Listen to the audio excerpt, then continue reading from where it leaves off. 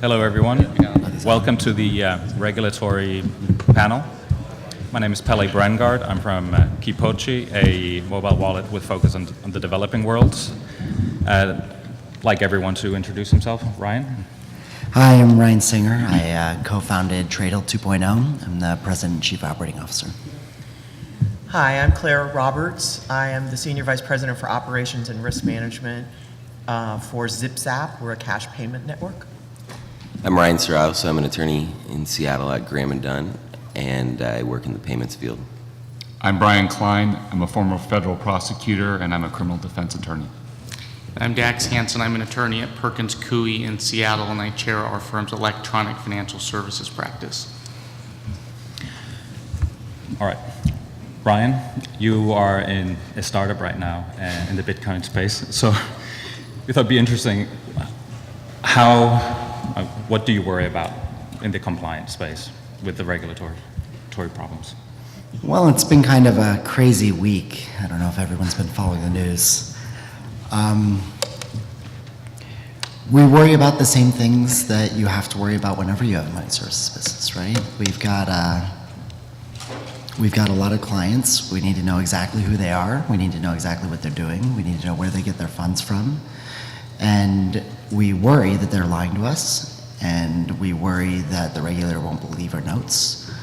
And we want to make sure that we keep our reports in a way that everybody can read and everyone can understand. We want to make sure we report them correctly. And, you know, all of that process we have to build, all of that compliance infrastructure, all of that reporting infrastructure, it's very scary. It's very expensive. We get great legal opinions. Perkins Coie is actually one of our attorneys. We collect lawyers. We've got Perkins Coie, we've got Oric, we've got Dreher Tonkes. And yeah, the regs are still being written, and that alone is really scary. You don't know if the rules that you're following now are the same rules you're gonna have to follow next week. You don't know if the rules you're following now are gonna make the people whose job it is to enforce the rules happy, because people write the rules and people enforce the rules with different people. And the whole thing is just compliance and regulation is the biggest source of stress in running a business in this field. But on the upside, we want to be the most regulated company in Bitcoin. It's also the biggest source of legitimacy. We take a really big effort to comply with these rules. We try for best-in-class compliance. We consult with every other company. We share notes. They tell us what they do. We tell them what we do. We compare what they do with our lawyers. The goal is, if we can build a company that everybody can respect, that everybody can think is doing the right thing, is in the right headspace, is fighting money laundering, is being a responsible member of the financial institutions, makes it easier to work with banks, makes it easier to work with high net worth individuals, makes it easier to work with investment funds. Managing regulatory risk, if you take a very conservative approach to it, can be a really good branding move and a really good source of integrity. Great. So, Claire, you've been in charge of rolling ZipZap out all over the U.S., and you've been dealing with defense and regulations, MSB regulations, and individual state licensing. Can you tell us a bit about the process and any problems that you had doing it? Okay, so we only have 55 minutes, so we'll try to cut to the chase. So so when you're in this space, and when you become a money services business, compliance with the Bank Secrecy Act is one of the big challenges that you have. So you need to start with actually understanding what the requirements of the BSA are, and making sure that your policies are in place to support the requirements for, know your customer, the requirements for monitoring, the requirements for filing the reports, suspicious activity reports, cash transactions reports if you're dealing in cash transactions. And you need to make sure that your policy is not just some lovely document that you bought off somewhere and put on a dusty shelf. You have to be able to speak to it.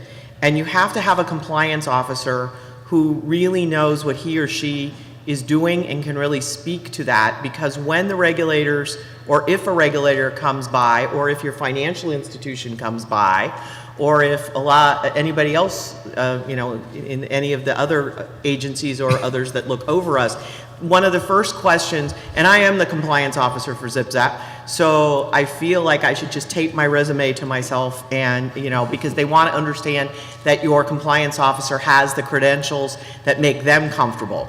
And if you have policies that are thorough and procedures that support those policies, and you have a compliance officer in place who can articulate that and build confidence with the regulators and the financial institutions and all your business partners along the way, because it's not just the banks and the regulators. There are other companies that are afraid to do business with us because they're afraid of what will happen if we get, if they come to rely on us and then we get found to be doing something, that somebody questions. So if you have that infrastructure in place, then then you're going to be a long way down the road in terms of being able to demonstrate and speak articulately about what your processes is.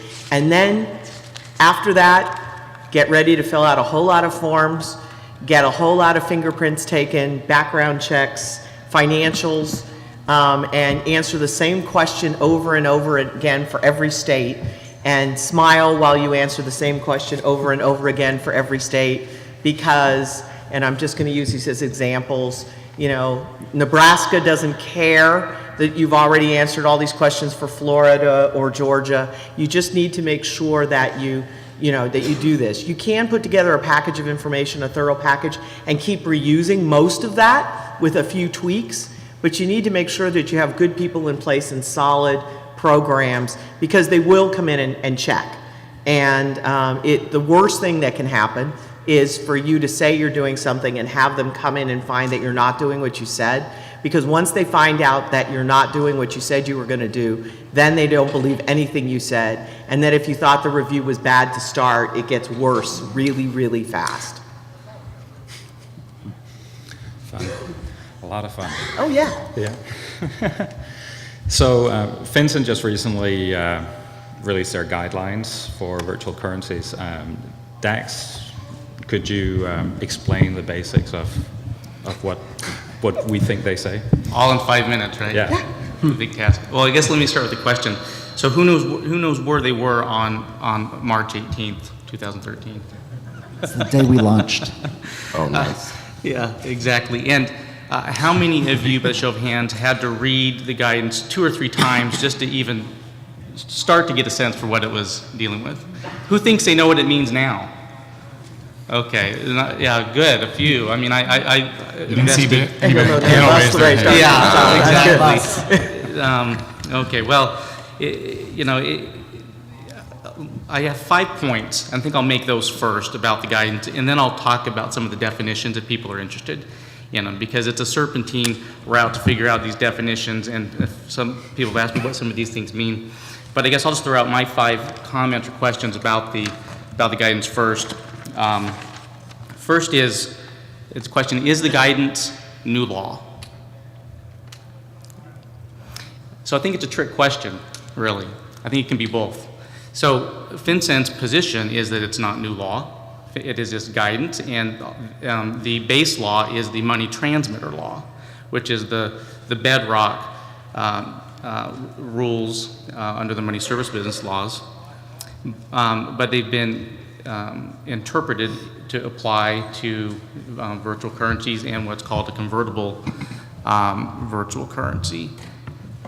I do think, though, that there are legitimate questions about whether this is new law. In order to describe how the money transmitter laws work in the context of a virtual currency, FinCEN had to invent a number of terms and definitions and concepts, administrators, exchangers, repositories. There are a whole host of terms that you would expect to see in some sort of regulation or statute. And so I think it's a legitimate question about whether this industry should have received some sort of notice and comment period about this. And there's some open questions about how it all works. I guess since it's not a new law, I want to dispel any confusion about whether there's a ramp-up period, whether there's a period of time for folks to comply. And the answer is no. I mean, if the law applies today, and it's just an interpretation of how the law applies, you don't get 60 or 90 or 120 days to apply, to comply. Everyone is put on notice, I think, by the guidance, what FinCEN believes and how they would interpret money transmitter laws. My second question is whether FinCEN expects users of Bitcoin or other virtual currencies to register as money services businesses. And what we do know, at least from some of the comments and the guidance, is that FinCEN does not intend to regulate users who are using a virtual currency to buy or sell goods and services. Personal services. I'm sorry? Personal services. Or personal services.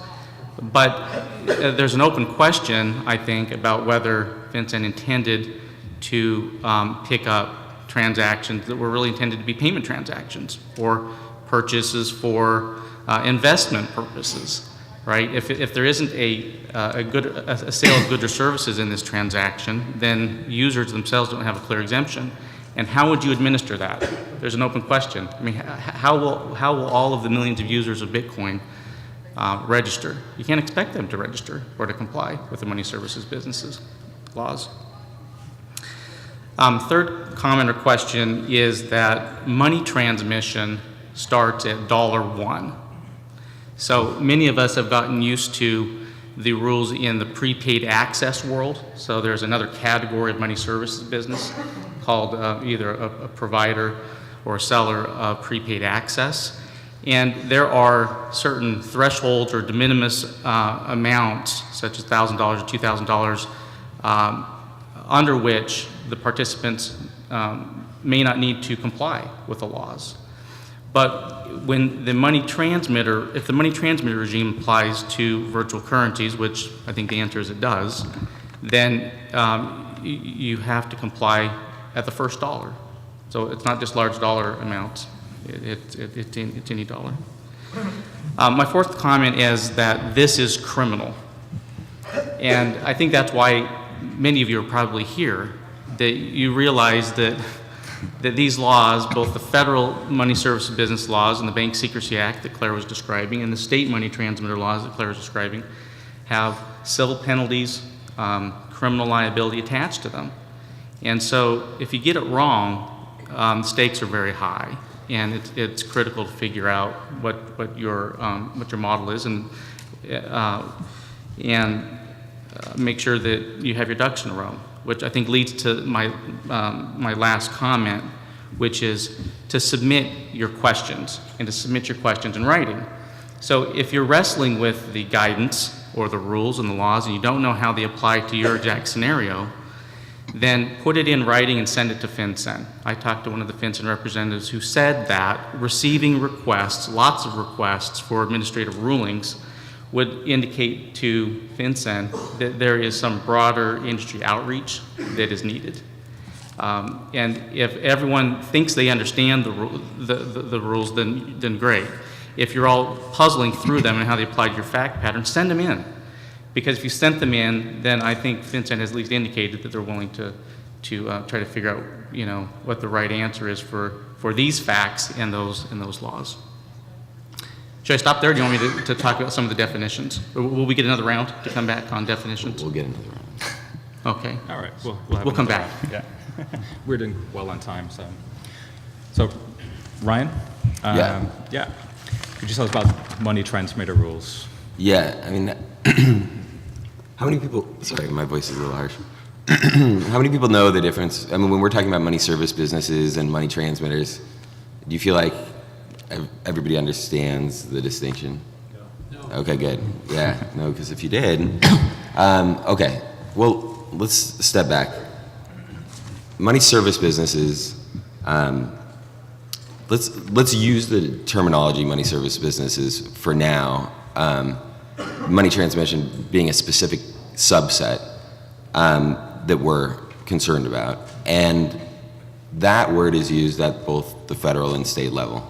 And unfortunately, so the federal and state level, the federal government's worried about money transmission primarily right now, at least until the CFPB acts more, about money laundering, anti-money laundering, and terrorism financing. So that's really, in large part, feel free to chime in if anybody disagrees with me, but that's really what the federal regime, and when we talk about FinCEN, that's what we're primarily concerned with. On the state side, we're primarily concerned with consumer protection. And that's why I said until the CFPB acts, because that's what the CFPB stands for, Consumer Financial Protection Bureau, and that's a federal agency that will probably act in a way that affects the Bitcoin stuff. So just to be clear, the money transmission, I think we'll probably use them back and forth, but money transmission is actually usually the word that is used specifically for where we now fall, or where the Bitcoin community now falls in the non-bank regulatory space. So I guess I'll ask another question. Well, let's see, I guess I can't phrase this in a way that I can get the response I want. So, like I said, federal level, they're primarily concerned about terrorism financing and money laundering. So that sort of implicates the privacy concept that's so important, or I guess we would say, yeah, privacy, not anonymity. And then at the state level, the consumer protection implication for Bitcoin, the problem is finality. I know that's sort of the point, but finality is a hard thing to sell from a consumer protection standpoint because, with credit cards you have chargebacks, and so that's a tough pill to swallow. So at the state level, that's the battle we have to fight at the state level.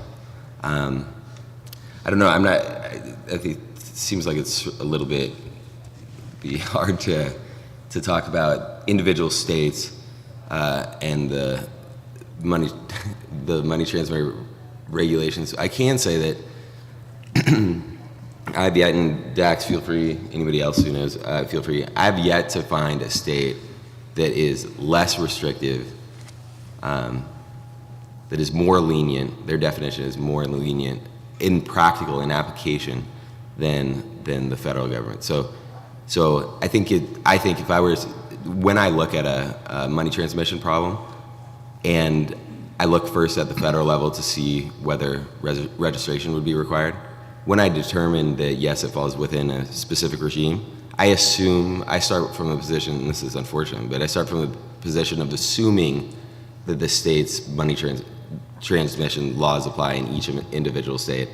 And then you can come at it like regulators do, frankly, which is, prove it, that you don't. You're trying to prove a negative, but that's how I look at these issues. That answer anything close to the question? Hey, Ryan, can I chime in? Yeah. Ryan, can you tell folks what the difference is between the federal and the state in terms of actual registrations or licensing requirements and costs and timing? Yeah, at the federal level, I won't say it's a completely ministerial or sort of perfunctory process, but it's a registration.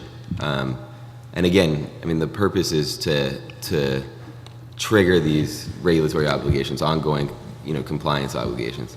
The weight isn't on on the ongoing financial health of the company and the ongoing compliance, except for with respect to the ongoing identity reporting, essentially. Whereas at the state level, it's actually an application, and it's a big application, and it takes a long time, and it's in I think all states it's you don't automatically get approved, and there's the ongoing regulation is also about safety and soundness and capital requirements, and it's and much more geared towards, are you doing the right thing for the consumer? Have there been complaints? And how are those complaints resolved? What would be complaints? I mean, what kind of complaints with Bitcoin? Well, like, let's say an exchange went down. So you have, you have cash and you think a consumer in that state thinks they have cash with an exchange. That exchange goes away. You don't have any cash. The consumer says, "Where's my money?" No one answers that question. That's the kind of, so anybody in that chain, that's the complaint that I'm talking about. So a lot of us in the room here are entrepreneurs. Say you're a Coinbase or you're a BitInstant, you just closed your Series A, you've got some capital now, you've got some powerful friends, and you're trying to figure out how to comply with the 50-state solution. Where do you start and what do you do? Well, that's an important question. I think I would say, and Dax, again, feel free to chime in, but I would say that the time for compliance is not when you raise the money after you've been operating. I know that seems like the right time. The time for compliance is before you do the activity in that state, because it's very difficult. Regulators are a special type of people. And it's an interesting process. It's definitely an art of dealing with regulators. And you do not want to say, yeah, we wanted to comply now that we have money. That's not going to fly.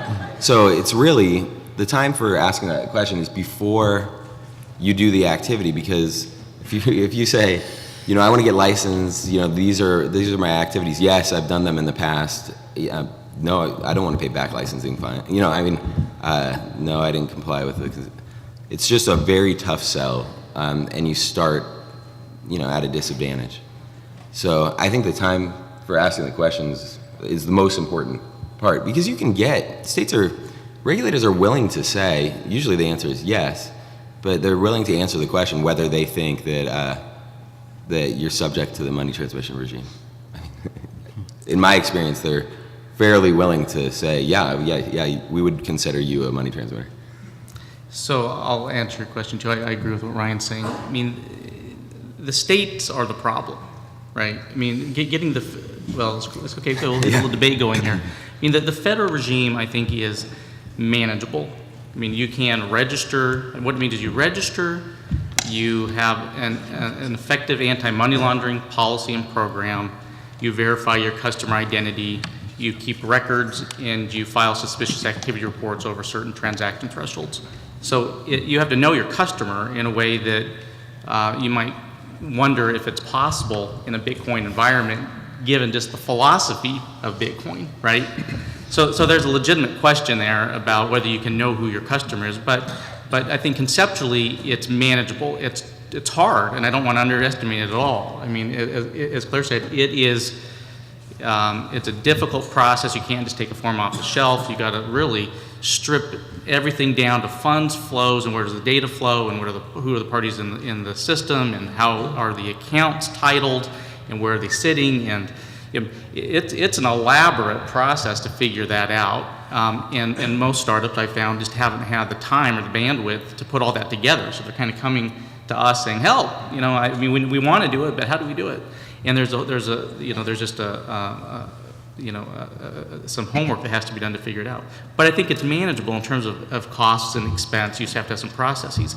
The state piece, however, is a real difficult problem because it takes 9 to 12 months to get a license. You're in an unusual space. This isn't your Western Union and MoneyGram type money transmission. Usually it's a lot more involved, more parties in the process. Regulators ask questions, as they should. And so there's timing, and it's a $1 million proposition. By the time you're going to get your licenses, pay licensing fees, obtain the bonds, the surety bonds, pay your lawyers to help you put together those funds flows and fill out all those applications and deal with the interviews, it's at least $1 million, and probably more, and you might not even get your licenses in all the places. So if you don't have the licenses, then what that really means is you're engaged in unlawful conduct if you fall within the crosshairs, right? So the first question is really, am I doing something that triggers state money transmitter laws. And I guess I'm here to say that there are some models, some pieces of this ecosystem that I don't think do require state money transfer licenses, or at least not in all states. But that's a very fact-intensive question, something that needs to be proven out. States don't have a lot of interpretive rulings on this yet. So it's worthwhile asking the question, but if you then ask the question and you reach the conclusion that I am regulated, then you don't have a grace period. You either can't do the activity, you got to get a license, or partner with somebody who has a license. I think it's worthwhile here to note, though, that banks, at least national banks, and other types of banks, are not subject to state money transmitter laws.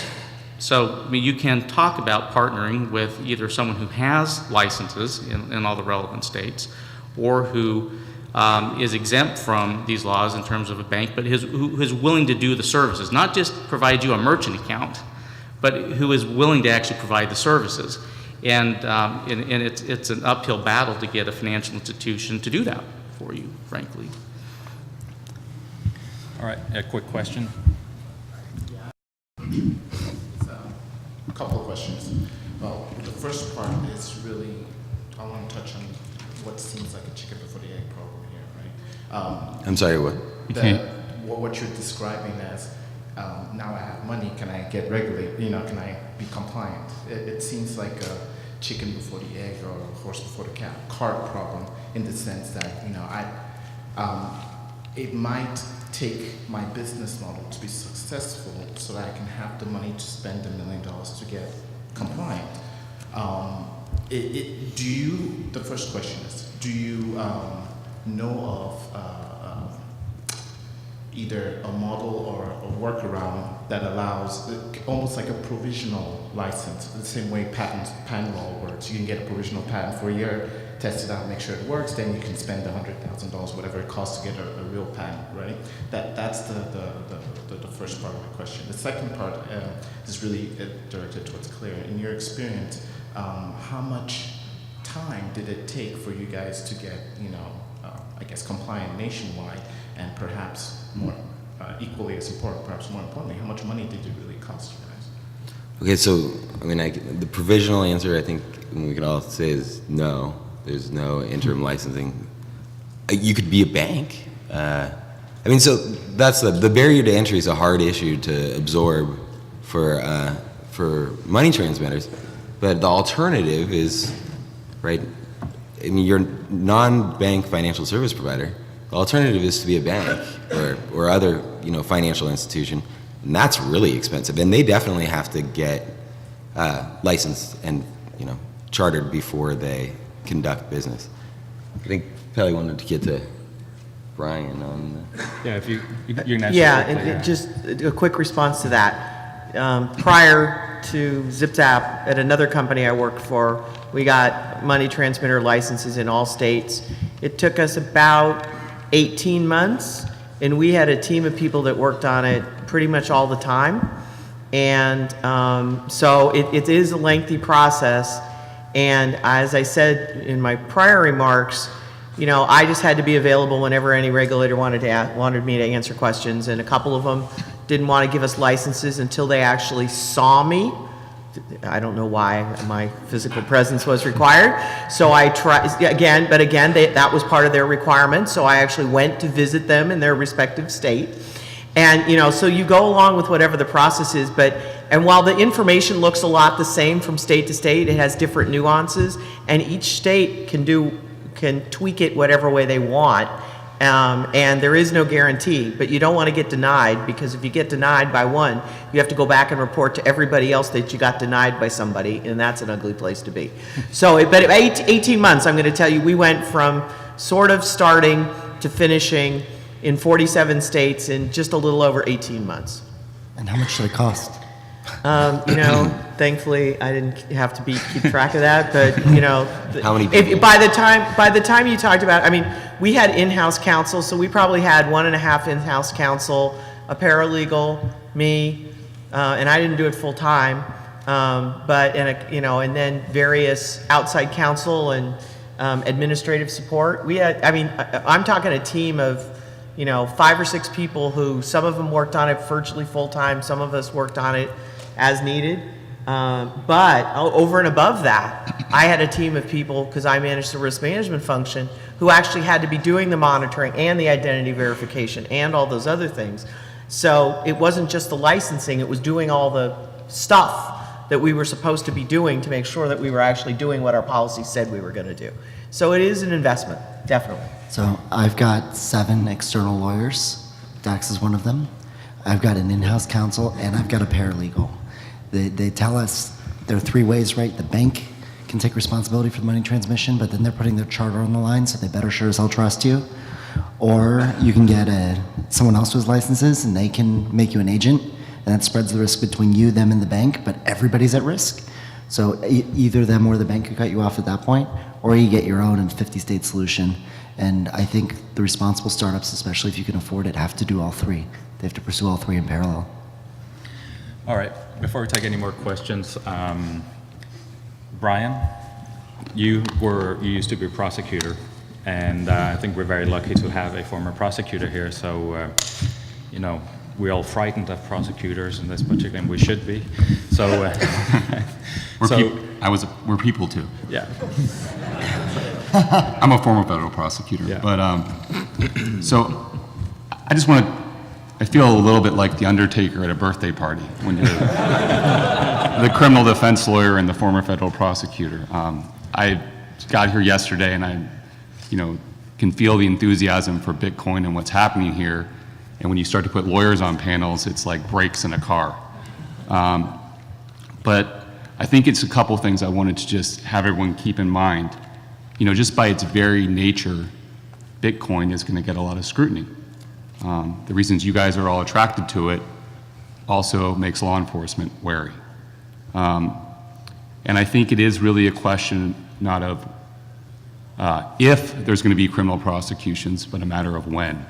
And I think this last week, with what happened with the seizure warrants, I don't have any personal involvement in any aspect of that, but I think that's a very telling sign. And just for those of you who don't know, Mt. Gox has this U.S. subsidiary, Dwolla. Not Dwolla, sorry. They used Dwolla to run through their subsidiary, and there were seizures of a bank account at Wells Fargo and Mt. Gox's Dwolla account. And what that means is an agent from a federal agency filed an affidavit in court, which is judge-signed, for both those accounts, and they were seized. And to seize an account like that, you have to have probable cause that there's criminal proceeds or that a crime was committed. So that's serious business. Those aren't just done lightly, or when I was a federal prosecutor, there's actually usually a federal prosecutor working with that agent. So it's not just an agent on his own or her own doing this. I think it'd be very realistic to expect federal prosecutions there. And I think if you look at what actually the basis for those warrants were, it was lying on bank forms. So for example, the head of Mt. Gox, and I don't remember his name, and everyone else here probably knows it except me, didn't sign and check the box that they were a money transmitter business essentially, or an exchanger. And you can't lie on bank forms. That's a federal crime. It's a pretty easy one to prove too, because you got the bank form and you can show what they did, and that's it. So I think that's something to keep in mind. That doesn't mean it should deter what's happening here, but it's just something everyone should keep in mind. Can I ask a quick question, Brian? Yeah. How do you answer that question if you don't know on a bank? I mean, so you get asked, you're in one of these great, or you feel like, we're telling you here that you might be a money transmitter. I think the way I would do it, I would go with my lawyer to the bank, write a letter, explain my position and why I'm checking that box. You're operating in good faith. And I think one thing to keep in mind is you can hire all the lawyers in the world to think that's going to protect you, but if you're not honest with them and you're not telling them everything you're doing, that's not a legal defense later down the road. You can't say, oh, well, I had lawyers do this. There's a defense called advice of counsel, and for that defense to work, you have to be fully forthright with your attorneys. So you can't just hide behind attorneys. So hiring Ryan and Dax and all these law firms, he's got a ton. I don't know, 7. It's very important, and I'm sure Trade Hill is like this. They're telling their lawyers everything, and that's really important. So, not to scare everybody again, but it's important to operate in good faith and be honest. And the last thing I would say, is what do you do if you get a call from a regulator, or FinCEN, or even a state regulator? What does that mean? Is there potential criminal implications? And sort of the answer to that question, the answer to it is potentially always yes. When I was a federal prosecutor, I worked mostly with the IRS and FBI agents to prosecute financial crimes. But a lot of the cases we built were first investigated and built by other agencies, and then they would hand over the evidence to us. So it's not just a knock on your door from the FBI that you should worry about and think about. It's when anyone's asking you questions, who's from a government agency. It's probably wise to consult with an attorney, and I'm not just saying that because I am an attorney, but just to keep that in mind. And I think the main thing to keep in mind is, and what Claire and Ryan are doing is they're doing everything they can to the best of their ability to comply with the law. Every lawyer is going to tell you you need to comply with the law. How to comply with that is sometimes difficult, but if you're operating in good faith and you're working with lawyers and you're transparent, that's all showing that you're not trying to commit a crime. And I think the worry from law enforcement, and if I were still a federal prosecutor, would be Bitcoin's being used by, drug lords, it's being used to launder money, it's being used by terrorist organizations, and we can't trace this, we can't follow this, we're suspicious. And so I think when you're under that level of scrutiny, you need to be really, really careful. What do you think? Do you think, well, I should ask questions. I was just going to say, there's some opinion that Activity is and whether you think it's suspicious. I mean, obviously people use Bitcoins for plenty of legitimate reasons all the time.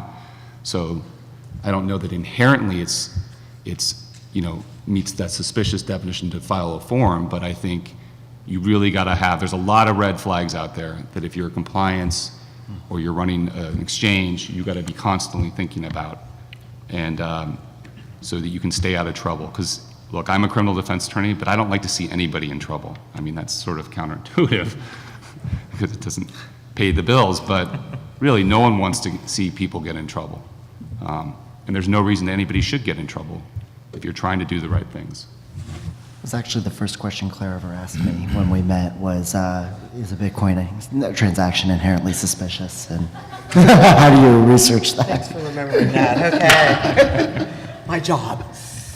So, can I comment on a couple things? So, I think it's interesting that the Mt. Gox Dwala seizure warrant wasn't based on this FinCEN guidance of virtual currencies. If you read it, it relates to Mt. Gox and relates to virtual currency, Bitcoin, but the bases for the seizure were not, you are an administrator or a seller of virtual currency, convertible virtual currency, and therefore it's money transmission. It was that, it was lying on the bank forms, or that there was funds, customer funds, conversion of Bitcoin to dollars at Mt. Gox, transferred to Mt. Gox's U.S. subsidiary, and then cashed out through Dwala. There's no suggestion, I don't think, that Dwala was doing anything illegal. It was that the subsidiary was really standing between two parties, receiving funds and paying out funds. And that's kind of the classic definition of money transmission. And that was easy to follow. I think it was just, in order to get the warrant, you just stated the low-hanging fruit. It may be that they had all sorts of other bases. And that's right, you often in a warrant don't tell your whole case, you just need to meet the probable cause standards. So I don't know what happened here. But that gets prosecuted. Carol has a comment. Add to that, interestingly enough, the case came out of Maryland. And probably what most of you in the room don't know is that the leading asset forfeiture expert in the country is now at the U.S. Attorney's Office in Maryland.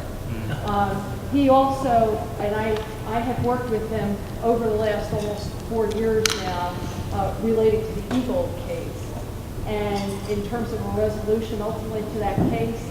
And the actual theory that was used is that the violation, the failure to be licensed, failure to be registered, so the 1960 violation becomes the predicate offense to allow the asset seizure to occur.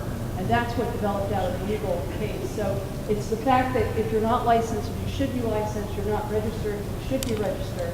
That in and of itself became the basis for seizing the assets, even though, as we all know, there was probably something else going on there. Yeah, which I think it emphasizes an important point, which is that you may not have a full answer on the state questions about whether you're a money transmitter. I mean, again, states, it's money transmission, receiving money, purpose of transmission, or sending money, or sell of payment instruments, right? Those are complicated issues to work through on a 50-state or 48-state basis.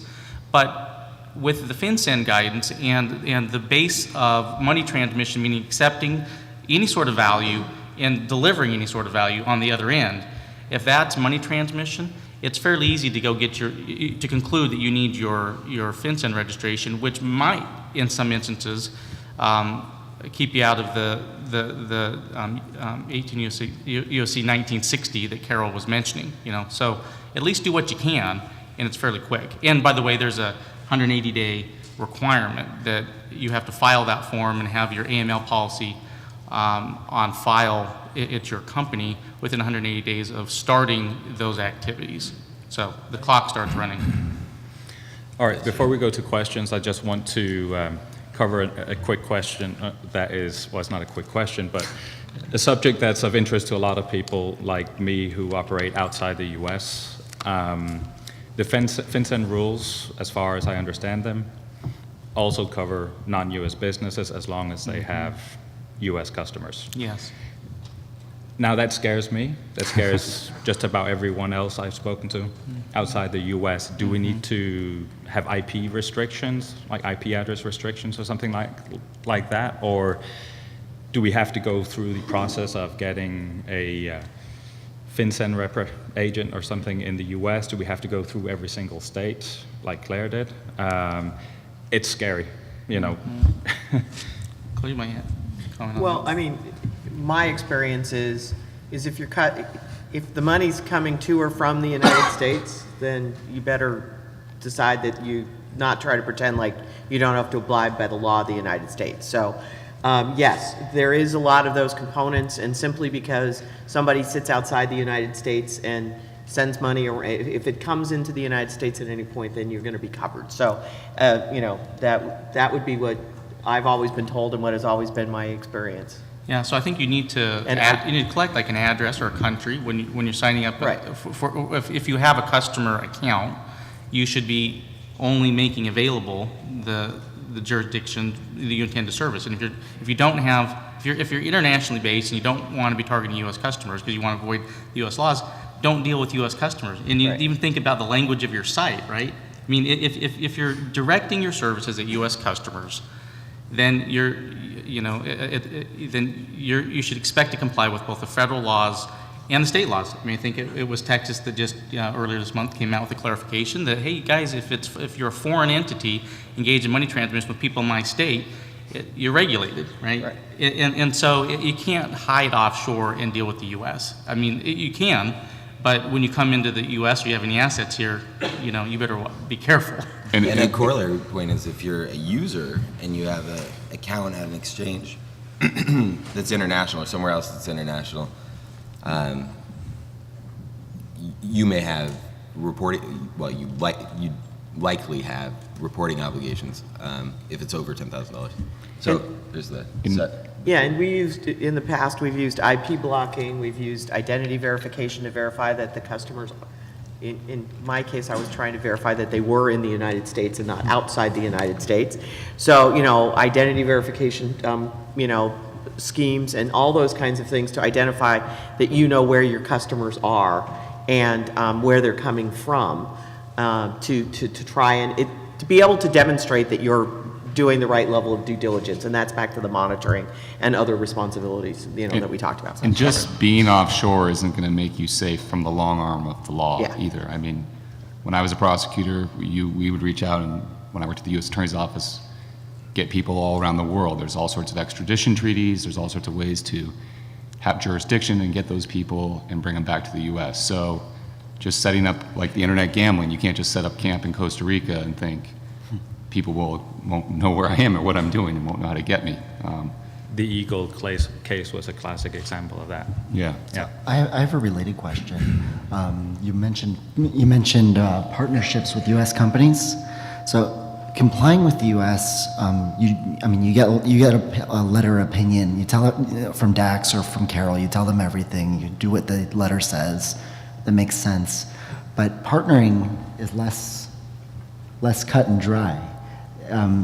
All of these companies in the space, they're very naturally have a B2B component, and you can get in a lot of trouble for the actions of your partner. How do you monitor them? How do you evaluate whether or not they're going to live up to their responsibilities? How do you evaluate that they are living up to their responsibilities?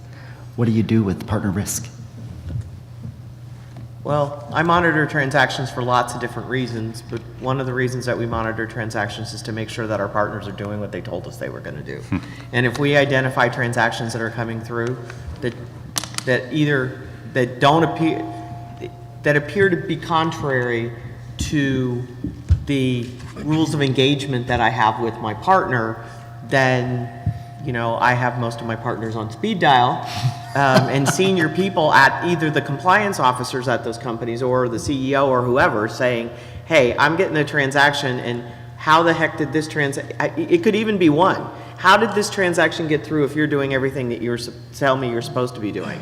So if you're going to be partnering with companies because you're looking for a partner with a license, you should expect that level of scrutiny from them, because as we talked about, if I'm in a partnership with you, then I'm taking not only the risk for what I do or do not do, but also what you do or do not do, and in some cases, what somebody else that you partner with does or does not. I mean, it depending on who's touching that transaction throughout. So it isn't, we do need to be honest with one another and, be straight about what we're doing and have confidence in the people that we're doing business with, that we trust that they're doing the right thing. Back to, what was said by Dax and Brian and Ryan is, are we doing the right thing? And are we being honest and being straightforward with one another?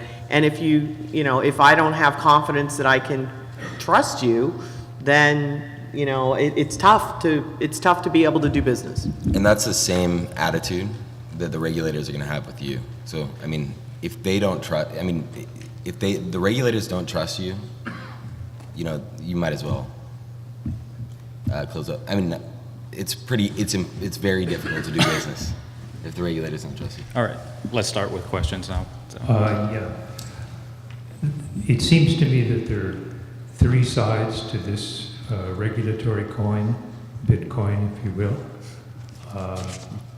The first is the regulation of Bitcoin, of startups that are using Bitcoin in some way. And you've talked almost exclusively about that. But in increasing order of magnitude, then comes the problem of regulation of the mining, of miners. I don't mean children under 18, I mean people mining Bitcoins.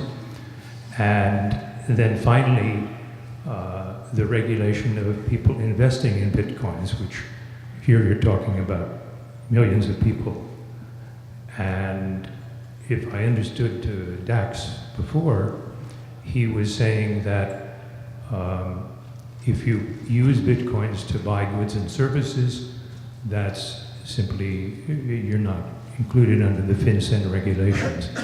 But he seemed to imply that if you were an investor and you bought Bitcoins at a certain price, you sell them at a higher price, then you are included.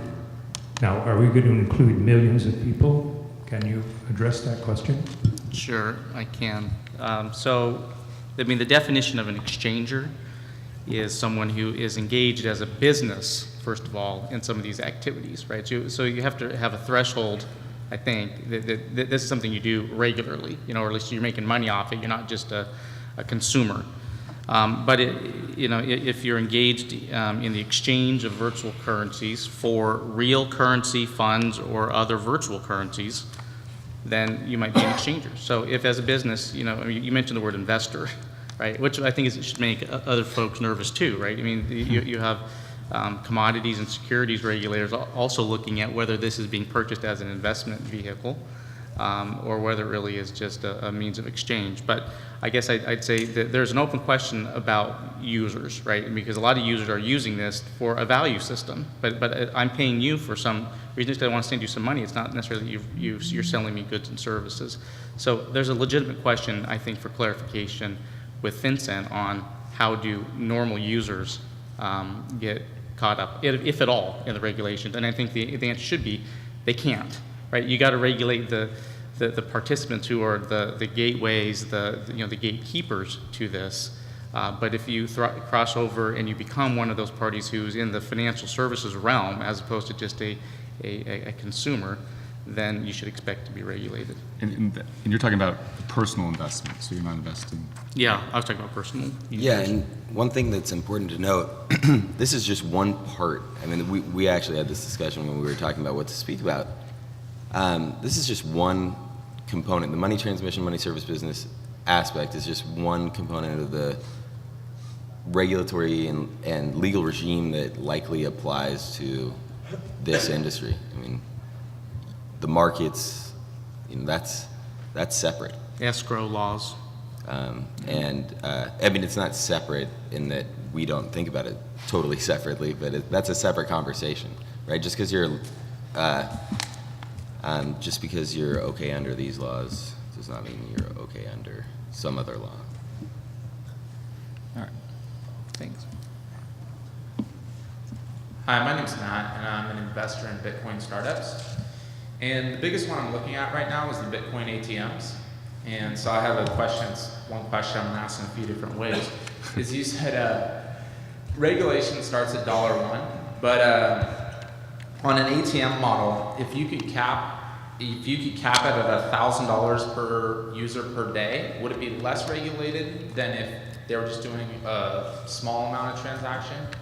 And the exact question from the founder and legal aspects is, if the $1,000 per person per day threshold as an MSB even matters in the bilateral ATM model, or is it irrelevant because the model would be considered a money transmitter and thus an MSB by default? So I think that sounds like they're touching on the prepaid regime. Well, there's two, right? I mean, we didn't lay the table very well for the audience, but you know, you're either a money transmitter, you're a seller or exchange or prepaid access, you're a dealer in foreign exchange, like a foreign exchange dealer. And there are dollar amounts, like $1,000 per day per person if you're dealing in two fiat currencies, exchanging two fiat currencies, you know, or if you're an issuer of prepaid access. But I think, again, my opinion, open to everybody else here, but my opinion is that it's pretty clear that a Bitcoin is a virtual currency, which triggers the money transmitter law. If it can trigger anything, it triggers that, and it's at $1. And there's a difference between whether or not you're regulated and whether or not you have to report. So there are suspicious activity and cash transaction thresholds. I might be regulated, but whether or not I have to report it may depend on certain dollar thresholds. But just because I didn't meet that dollar threshold doesn't mean I'm not regulated. The two don't necessarily go together. That makes sense. I mean, they aren't separate. That makes sense. So what you're saying is you're going to be under the same amount of regulation whether you're dealing with $1 or $10,000, but the amount of reporting that you're going to have to do, there are thresholds based on the dollar amounts. As a money transmitter, that's true. If you were talking about dealer in foreign exchange or prepaid access, then you don't even enter into that regulatory regime if you stay under certain dollar amounts, right? And so that's why, frankly, a lot of my clients were caught off guard. If you thought about what a Bitcoin was, it was not unreasonable to reach the conclusion that it was prepaid access, right? But it's not. I can't tell you what the law is on that, but I can tell you what I would need if a Bitcoin ATM wanted to join my exchange. And anybody who's doing that kind of business, we'd love to have you, but what we would need to see first is your AML policy and is an opinion from someone like Dax or Carol about how you're regulated. And we'd have to see that you're pursuing that and that you're regulated that way. And so, and businesses in this space, it's not just about persuading the regulator, and it's not just about persuading the banks, it's also about persuading your partners. If you have a Bitcoin ATM where you put in dollars and it sells Bitcoin, you need to buy them somewhere. And if the person you're buying them from doesn't understand your business, then both of you are at serious risk. See, but it is possible, for instance, to put a machine like that behind a counter or with an agent network. I mean, it's still possible to comply with the law, right? It just, if you leave it out in the open and there's nobody monitoring it, you're not collecting ID verification, then it's harder. Okay, thanks a lot. Ryan, you have amazing customer service. That would be a few times. Do you have any final thoughts, any opinions that you could throw at me just about a Bitcoin ATM? You can comment. If I might add, many jurisdictions have laws that regulate the use of ATMs, so you probably want to take a look at those and make sure it's working. And then to go back to a point that Ryan just said, which I think is something that has been an undercurrent, but not fully, you were bringing it out, is that we've been focusing on the Bank Secrecy Act and whether you are subject to those record-keeping reporting requirements. But there is the federal criminal statutes that prohibit money laundering. And often, and this is in fact what happened in the Eagle case, they focused too much on whether the Bank Secrecy Act applied and didn't focus on the fact that the money laundering criminal statutes apply to everyone, and that's where you need to have a good AML compliance program in place, even if you're not required by the Bank Secrecy Act to have one, so that you can be monitoring what's happening with your So customers. you're saying there's different sets of regulations to apply to? Right, but this is something that applies to everyone, whether the Bank Secrecy Act applies to you or not. Everyone needs to be prosecuted for money laundering, is what she's saying in short. So don't money launder. If you want to, it's interesting. I mean, people get tend to get a little bit frustrated with sort of the uncertainty, right, of this industry. But go back and read about, and I know, I'm not endorsing the way they did this, but go back and read about the PayPal saga and how many and how that went. And I mean, I think that's a reasonable, the reason that course of the action, I mean, that sort of process is a reasonable length of time. I don't know what the total from start to finish was, but before it sort of was resolved. And I would just add that I think as much as everyone here is grappling with these issues, I'm sure people in FinCEN and all these government agencies are trying to figure their way through the same issues. And so, for example, going back to this seizure warrant, I mean, they went with what was easy, just lying on a bank form. That's the easiest thing, low-hanging fruit, as Dax said. So I think, there's a struggle on both ends involving, the regulatory regime, and then probably, truthfully, down the road on what's really criminal activity here, when a prosecutor who has a lot of discretion gets to decide, is this really criminal activity, or is this more of a civil thing where they should be fined? And I think one of the things I've thought about through this is that banks get fined all the time under criminal statutes, like HSBC last year. What was the fine there? Over $1 billion for violating a ton of things, including not having a good anti-money laundering compliance program. MoneyGram got fined $100 million last year. But you didn't hear about anybody going to prison because those are big institutional corporations that have been around for a long time. And it was probably very hard to figure out if one person was at fault, whereas a lot of the businesses here are much more personal because they're smaller and they're startups. And I think if you're a prosecutor, it's much easier to look at HSBC and maybe not prosecute a person, but when you're looking at a company that has 3 people and they're screwing stuff up left and right, it's much easier to prosecute an individual and not just the company. So I would keep that. So get Brian's card. I think when you're talking to these lawyers, another thing you need to look for is you're not looking for a way out of the regulations. If the lawyers give you a way out of the regulations, they're bad lawyers. What you're looking for instead is what are the regulations that most make sense? What are the regulators that'll be really happy to hear from you? How do you follow those to a very, very high standard? And so it's not about finding a way to run your business the way you want to run your business. It's finding a way to run your business the way that will allow your business to be run for 10 years because of the way they want you to run your business. So, but Ryan, I think I may be a bad lawyer, but I am I do think there's a This little. is taped, by the way. Okay, Yeah, right. that's fine. So I'll restate it. I may be a bad lawyer.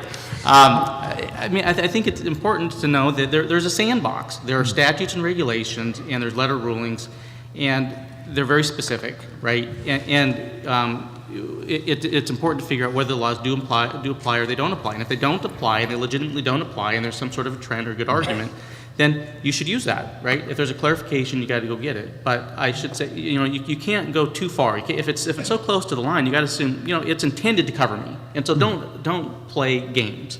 But if it legitimately doesn't cover you, and often technology is ahead of the law, you don't have the answer, then there is room for clarification, for lobbying, for explanations. I think that's exactly the problem this whole industry faces, is the technology ran away ahead of the law so fast that we're not the only ones having these panels. The UK just had a conference where it was every money regulator in the UK, and they got together and they talked about Bitcoin for a weekend. Yeah, look, a lot of the state regulations, or regarding prepaid, a lot of the state laws regarding prepaid what we call, stored value or prepaid access gift cards, or actually states still use gifts. I mean, a lot of states still use gift certificates. I haven't seen a gift certificate in a really long time, but You don't get but that. so yeah, I mean it definitely runs. But you don't plan. I'll just add to what Dax was saying. Don't plan on winning an argument with a regulator that you don't plan on winning an argument with a regulator. Period. And that's why I advocate finding a regulatory regime and influencing it through compliance and influencing it through engagement. Don't plan on influencing regulators either. We're officially finished now, but Yeah, if you guys are okay with it, we can go on like 10 more minutes for more questions. So in kind of the wake of the FinCEN guidance issuance, it made clear that, Bitcoin exchanges would be kind of defined as money with transmitters and MSBs, which triggers KYC requirements and identity authentication, suspicious transaction, monitoring of users. And just so everyone knows, KYC is know your customer. Know your customer. So checking identities against massive databases and lists, OFAC lists and UN lists and on and on. So given that, what is your kind of outlook on anonymity in the Bitcoin? You might mind if I take this for 1 second? Look, the two big problems, I sort of touched on this, but if you hypothetically, and this is sort of the question I would be asking if I was a business person in this space, is what advantages, what value add do we have without anonymity and without finality? What's left, and I'd focus on those, because anonymity, anonymous financial transactions, that's really scary to the government. And look, Yeah, I would say that, but cash is anonymous, it's right? not, well, I mean, over $10,000 and you're fine. That's You know, right. retailers But file in court. small dollar amount Plus, cash transactions. it's harder to, look, I mean, try to internationally transfer $1 billion in cash. I mean, what does that look like versus $1 billion in Bitcoin? I mean, well, I know it. Okay, let's use 100 million. I mean, one's a truck, one's Ether. So, I mean, So your point is really that the digital nature of Bitcoin already takes us out of the cash box, right? Right. I mean, the BSA is, the way the BSA and the whole regulatory and anonymity, the whole process works is through the functioning of trust, what was referred to as trusted third parties in white papers.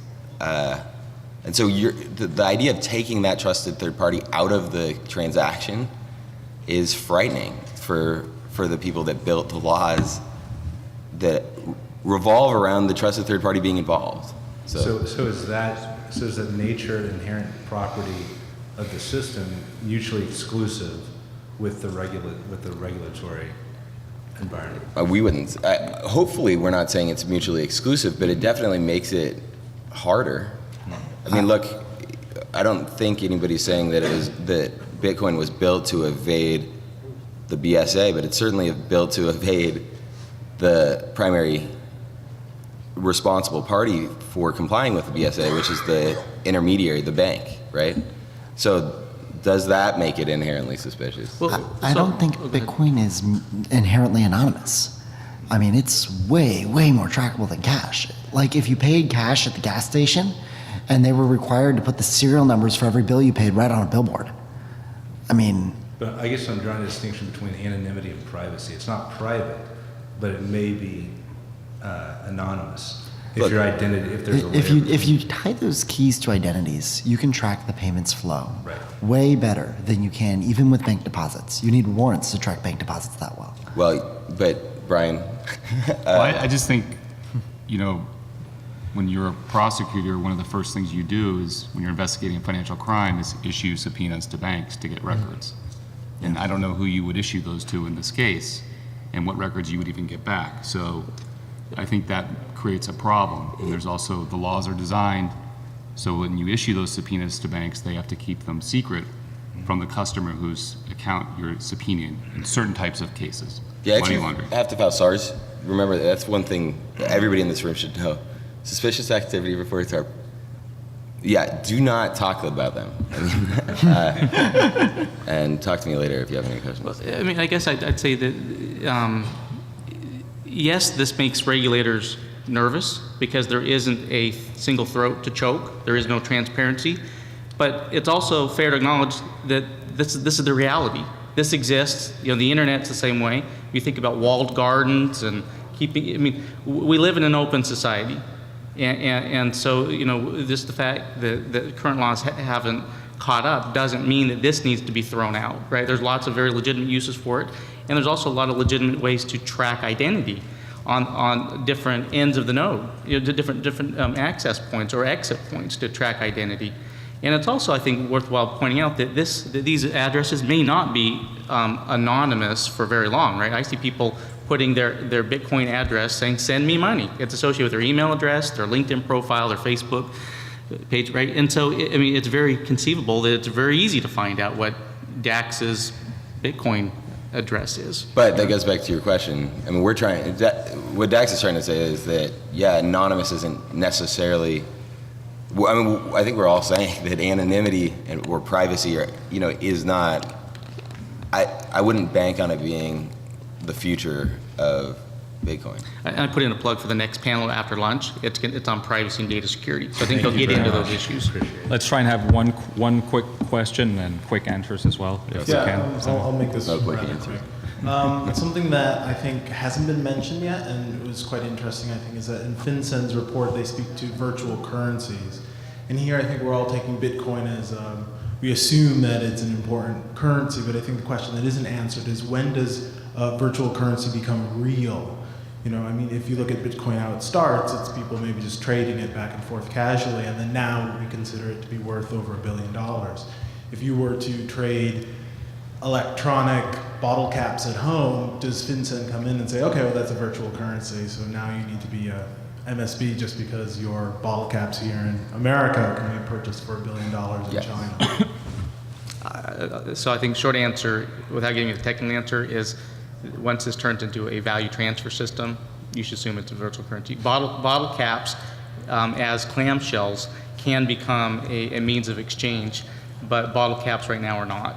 But, Bitcoin but is. I think But virtual bottle caps, I mean, Yeah. if they're used Well, to purchase something. maybe to clarify, I mean, if you look at the Bitcoin economy, there's other virtual currencies like Litecoin, and there's a whole host of alternative currencies that arise very quickly. They can arise overnight and gain a market share very quickly and have a real value. You can transmit, you can convert one virtual currency to another and then to Bitcoin. Sure. So at what point in this chain does it become real in a sense that it's considered a convertible currency, if it is?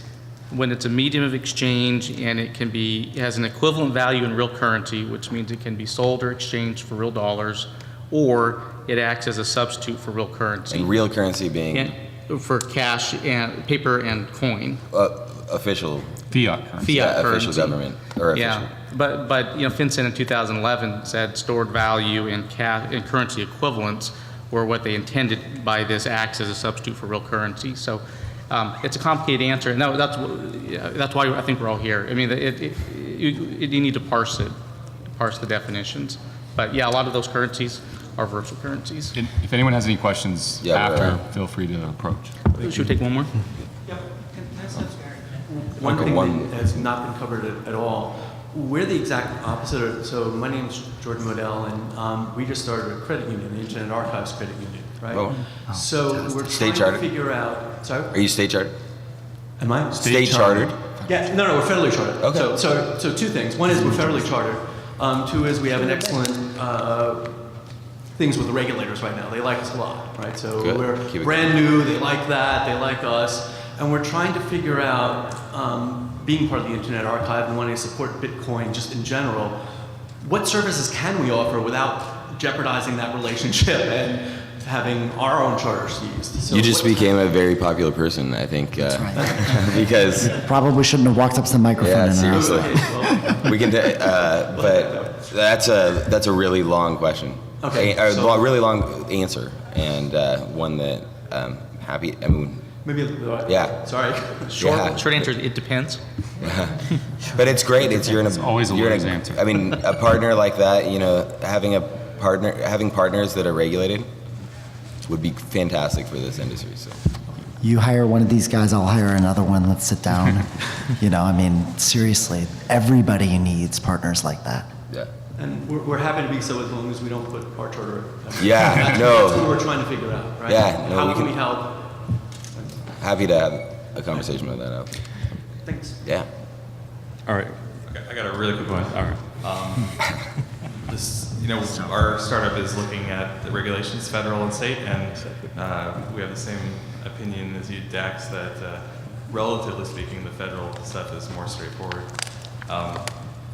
So That's while saying we're a doing lot, that- by the way. What is that? That's sad right now. Yeah. But it's, So we've started to look at other jurisdictions, but just a little bit EU and Canada. And do you guys collectively, do you have opinions about what other jurisdictions, big G20 countries are, excuse me, what other countries are easier than the United States and don't have this state problem that might be equivalent to like the EU?